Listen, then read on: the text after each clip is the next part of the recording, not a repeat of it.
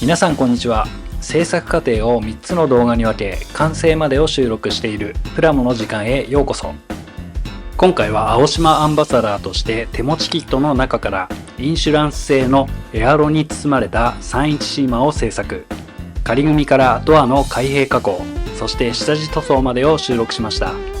まずは31シーマがどんな車だったのか調べていきましょう。シーマの語源はスペイン語より頂上を意味します。シーマが発売されたのは1988年、社名通りの高級車でバブル期でもあったことから、販売開始から1年間だけで36,400台が販売され、初代モデルの4年間の販売台数は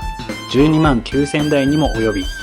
この状況は当時の高額商品に対する旺盛な需要の象徴としてシーマ現象と呼ばれました。初代シーマは90年代初頭に現れたVIPスタイルのチューニングベース車両としても爆発的な人気となり、エアロでドレスアップされた VIP カーは若者たちの一つのステータス、シンボルとして位置づけられていた記憶があります。初代シーマは Y31 セドリック、グロリアと同じプラットフォームを使用し、搭載エンジンは VG30DE 型、V 型ロキッド DOHC エンジン、NA タイプとターボタイプの2種類が用意されています。電子制御エアサスペンションのしなやかな乗り心地はまさにVIPカーそのもの。アクセルを踏み込んだ時、リアを沈めて静かな中にも暴力的な加速を見せるその姿は当時中高年の憧れとなり、 CM 戦略も斬新で、母体のセドリック、グロリアの CM はきっと新しいビッグカーの時代が来るとシーマ誕生を予感させるものだったそうです。それではキットを開封し、仮組みから参りましょう。今回のキットは青島の過去のシリーズより VIP カーシリーズのキット。インシュランス製のエアロを筆頭に18インチホイールなど様々なドレスアップパーツが付属しています。このキットはすでに廃盤ですが、類似商品として青島のチューンドカーシリーズやハイソカーシリーズでエアロ付きの31シーマを入手することができます。足回りの組み立てから行っていきますが、すでにローダウン仕様のパーツ構成で説明書通り組み上げ、車高もオフセットもバッチリ。ボックスアートの使用を目指すのであれば足回りの改造は不要かと思います。インテリアも問題なくスムーズに組み上げられそうです。今回はドアの開閉加工を行うので、内張りの位置などを注視しつつ進行していきました。エアロパーツに関しては多少歪みがあり、ジャストフィットが難しいので調整が必要でしょう。またボディに取り付けた際、縁が妙に角張っていて不自然なフォルムなので滑らかにした方が良さそうです。ヘッドライトはリフレクターが省略されているので 3D 出力し完成を目指したいと思います。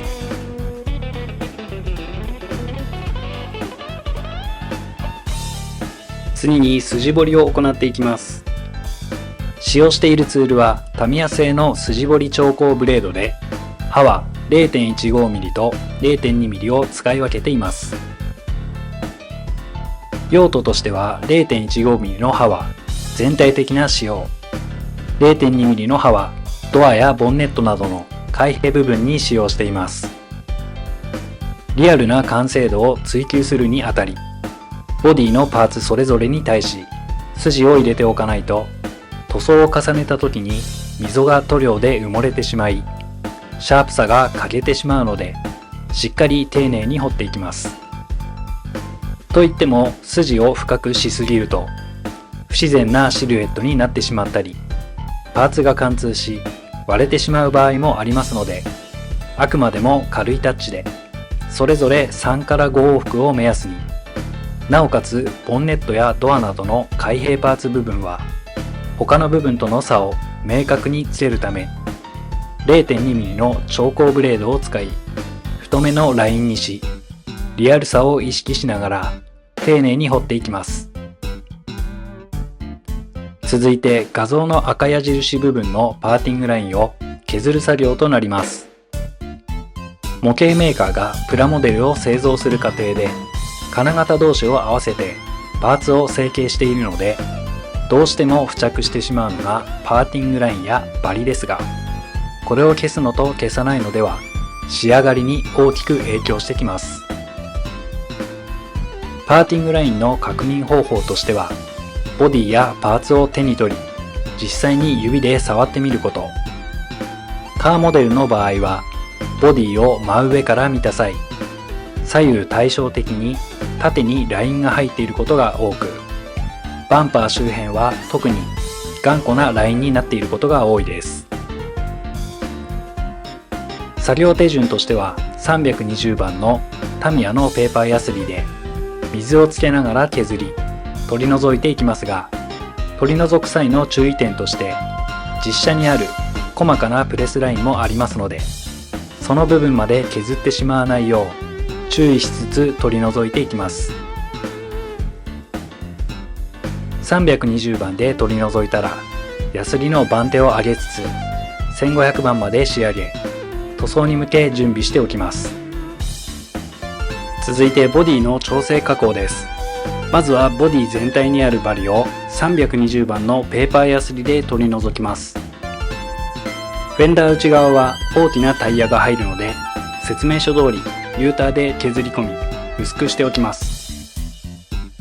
リアのピラー部分は実車にはないくぼみがあるので、シアノンで埋めペーパーヤスリで調整しました。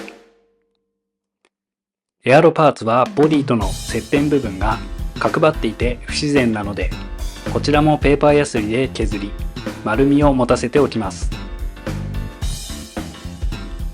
エアロとボディのフィットは指で曲げて調整。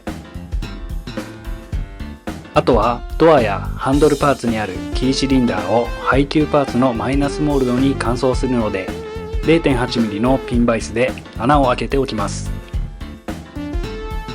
次にドアのパカパカです。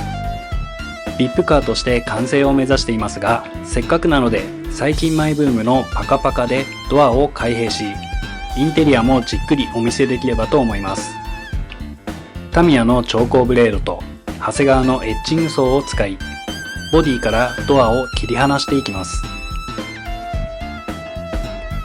一気に筋を入れ込んでいくのではなく、サイドモールより上、下、左右と何分割かに分け、筋を入れ込み少しずつカットしていきます。角部分は調光ブレードが入らないのでエッチングソーを使いカット。エアロパーツもフロントドア部分のみドアと同じ要領で切り離していきます。それぞれの切り離した部分は荒れに荒れているので、ペーパーヤスリで滑らかにし調整しておきます。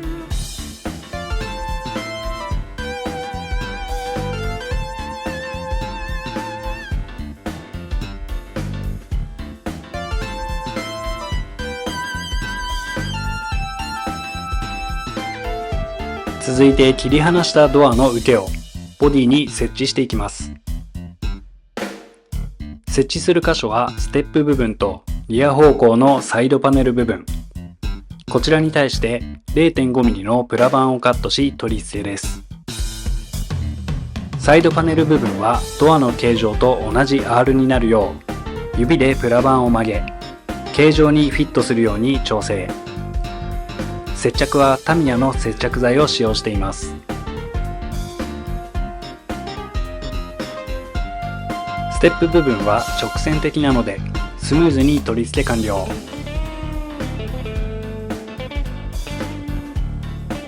次に仮でドアの開閉をしてみて、しっかりドアが受け止められていることを確認です。受けパーツを取り捨てたら、ボディと受けパーツの間にできた隙間を埋めていきます。シアノンを流し込み、アルテコの硬化促進スプレーを吹き付け硬化。あとはペーパーヤスリで余分な部分を削り込んだら、プラ板部分の形を整え完了です。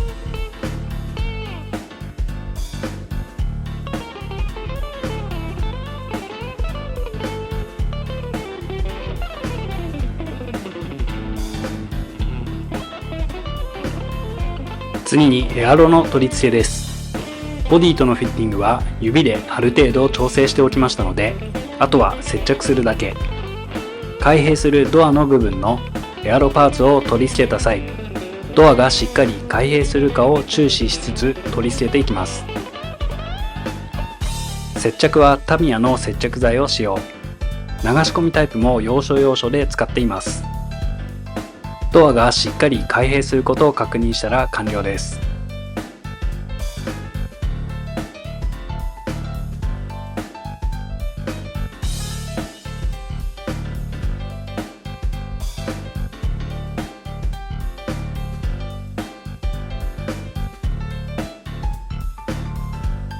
最後にヘッドライトリフレクターであろうパーツは 3D 出力で乾燥しますので、塗装前に切り落としておきます。続いて本塗装をする前の下地としてガイアノーツのピンクサフェーサーを拭いていきます。この下地処理は深いツヤのある仕上がりを目標とするのであれば必須作業。パーティングラインを消すためにボディ表面を削ったり、少なからずペーパーヤスリの跡が残った場合は必ずサーフェーサーを拭いて、本塗装の前に各パーツの表面を滑らかにしておくことが大事です。いかに下地処理の段階で滑らかな表面を作り上げることができるかということが重要かと思いますし、何より下地の段階から滑らかな表面を意識しておくと、後の表面仕上げの工程で凹凸が少なく仕上がるので、表面仕上げの作業時間を短縮でき、結果的には効率が上がります。吹き付け途中にホコリなどが付着した場合は焦らず乾燥を待ち、ペーパーヤスリで取り除いてから再度吹き付けます。サーフェーサーを吹き、パーティングラインや傷も消えて綺麗な表面になったことを確認し、次の作業に移っていきますが、今回はここまで。次回はインテリア完成までをお届けする予定です。ご視聴いただきありがとうございました。